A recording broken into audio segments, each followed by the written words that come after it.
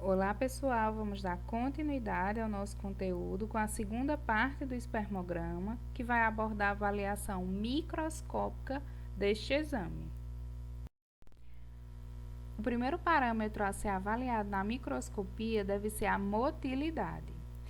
A motilidade espermática do sêmen deve ser avaliada o mais rápido possível após a liquefação da amostra, preferencialmente aos 30 minutos, mas em qualquer caso dentro de 1 hora após a ejaculação, para limitar os efeitos deletérios da desidratação, pH ou mudanças de temperatura na motilidade. Recomenda-se um sistema simples de classificação da motilidade que distinga os espermatozoides com motilidade progressiva ou não progressiva daqueles que são imóveis.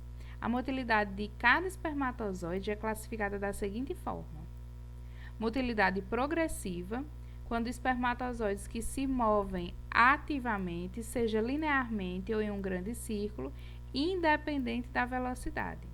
Motilidade não progressiva, todos os outros padrões de motilidade com ausência de progressão. Podem nadar em pequenos círculos, a força flagelar dificilmente desloca a cabeça de lugar, ou quando somente uma batida de flagelo pode ser observada. E, por fim, a imotilidade, que quando não é observado nenhum tipo de movimento. Anteriormente, recomendava que os espermatozoides que tinham movimento progressivo fossem classificados como rápidos e lentos, com velocidade maior que 25 micrômetros por segundo, a 37 graus Celsius, definindo os espermatozoides como grau A. No entanto, é difícil para os analistas definirem a progressão para frente com tanta exatidão, sem a possibilidade de viés. A vitalidade dos espermatozoides é estimada pela avaliação da integridade das membranas das células.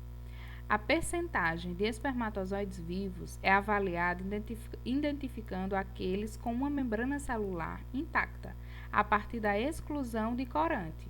O método de exclusão de corantes baseia-se no princípio de que as membranas plasmáticas danificadas, como as encontradas em células não vitais, ou seja, células mortas, permitem a entrada de corantes impermeáveis à membrana. O corante utilizado nesse teste é a eosina nigrosina, que tem uma coloração rosa ou arroxeada. E os espermatozoides vivos não deixarão o corante entrar, pois possuem membrana intacta, como podemos ver na imagem que a cabeça desse espermatozoide vai ficar sem coloração. Já os espermatozoides mortos deixarão o corante entrar, pois possuem danos na membrana. Como também podemos ver na imagem, a cabeça vai garantir uma coloração parecida com a eosina nigrosina, uma coloração meio rosada. A aglutinação refere-se a espermatozoides móveis colados uns aos outros por cabeça a cabeça, cauda a cauda ou de maneira mista. Deve ser registrado a aglutinação como grau 1, de forma isolada, quando tiver menor que 10 espermatozoides por aglutinado e tiver presença de espermatozoides livres. Grau 2, moderado, quando existir de 10 a 50 espermatozoides por aglutinado e possuir espermatozoides livres. Grau 3, grande, quando possuir mais que 50 espermatozoides por aglutinado e possuir ainda poucos espermatozoides livres. E grau 4, grosso, todos os espermatozoides estarem aglutinados. Outro parâmetro a ser avaliado é a morfologia espermática. Essa técnica utiliza esfregaço e coloração. Nota-se as características da cabeça, da cauda e do corpo dos espermatozoides. Esse parâmetro ele vai avaliar quantos espermatozoides têm morfologia normal e quantos possuem anormalidade nessa morfologia. Essa anormalidade na morfologia pode ser na cabeça, na peça intermediária ou na cauda desse espermatozoide. Assim como a motilidade e a vitalidade, deve ser contado 200 espermatozoides. As colorações indicadas são Papa Nicolau, Shore e Gift Kick. Para finalizar, deve ser verificada a quantidade de espermatozoides.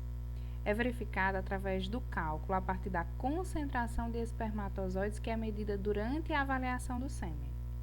Os termos número total de espermatozoide e concentração de espermatozoides não são sinônimos. A concentração de espermatozoides refere-se ao número de espermatozoides por unidade de volume de sêmen e é uma função do número de espermatozoides emitido e do volume de fluido que os dilui.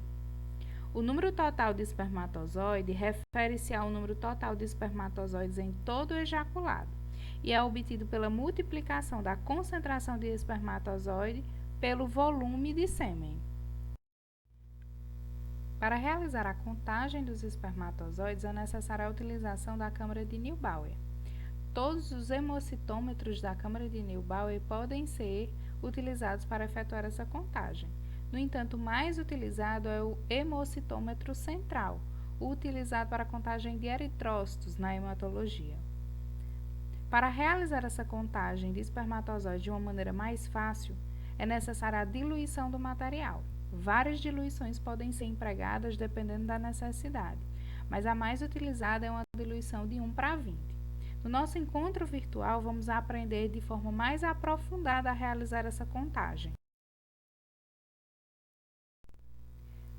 No nosso encontro virtual, também vamos aprender a realizar a contagem de células não espermáticas, que são células epiteliais, células germinativas e leucócitos. Aguardo vocês, então, no horário da nossa aula, no nosso encontro virtual, para aprofundar esse conhecimento. Até a próxima, pessoal!